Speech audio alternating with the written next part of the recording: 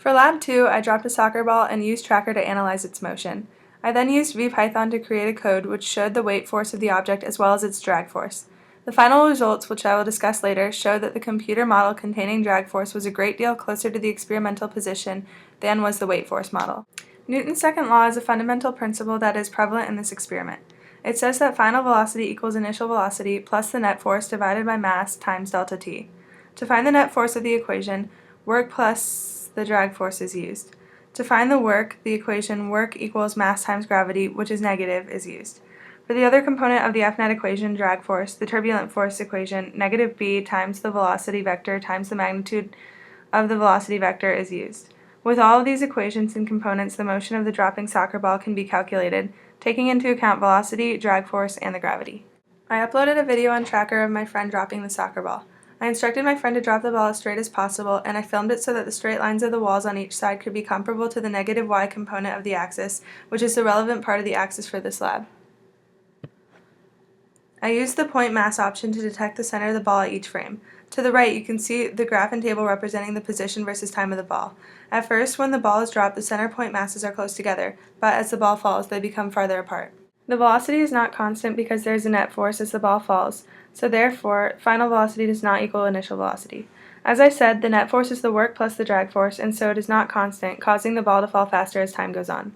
In order to show this computationally, some lines in the VPython code had to be edited. I used one code for the weight force and a separate code for the drag force model. In the code for the weight force, I edited in the correct time for the code to run, which was the time that the ball took to drop, as well as inputting Newton's second law and the position formula in their correct forms. In addition, I specified that the net force used for Newton's second law is equal to the weight, and then I specified that the weight is equal to the negative mass of the ball times gravity. This is how the weight force computer model looks when run.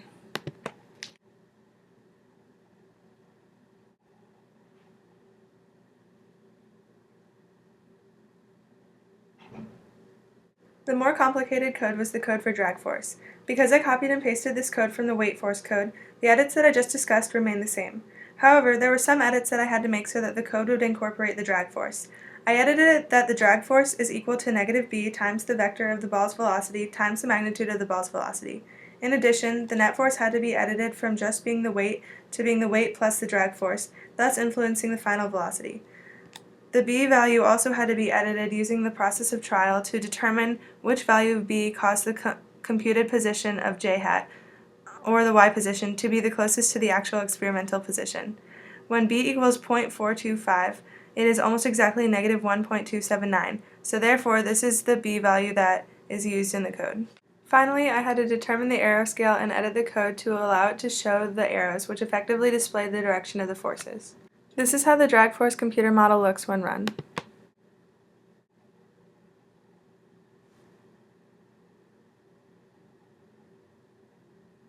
This graph compares the position versus time data for the experimental position found using Tracker, the weight force model, and the drag force model. There is very clear deviation between the three lines from where the ball actually fell to where the computer models expected it to fall. One thing to note is that very quickly the ball deviates from the model drag force line.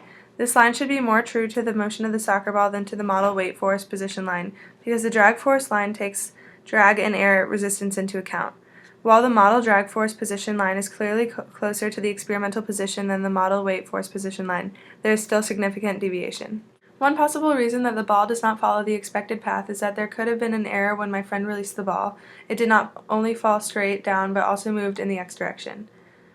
Another possible problem is that the frame rate could have been incorrect for the camera I was using, or the lighting was not good enough because in Tracker, each frame was a blurry image of the ball and it was difficult to find the center of the image when it was not clear. In addition, it is impossible to know how many forces were acting on the ball from the surroundings, and so these forces most likely impacted the ball as well. One important question to address is if either model exhibits terminal velocity.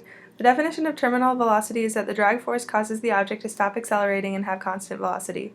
In the model weight force position line, there is no terminal velocity because the line remains curved the whole time, showing that it is accelerating. This is logical because the code for this line did not account for drag force. In the model drag force position line, it does reach terminal velocity because the line changes from being curved to straight, indicating constant velocity. Another question to ask is what would happen if the ball was initially thrown downward instead of dropped from rest. This can be investigated if we change the code to have an initial velocity that is not at rest, for example, negative 10. When we run this code, we can see that the ball drops much more quickly initially because there's a force being exerted on it. Using the data given from the updated code, we can generate this graph to examine for terminal velocity.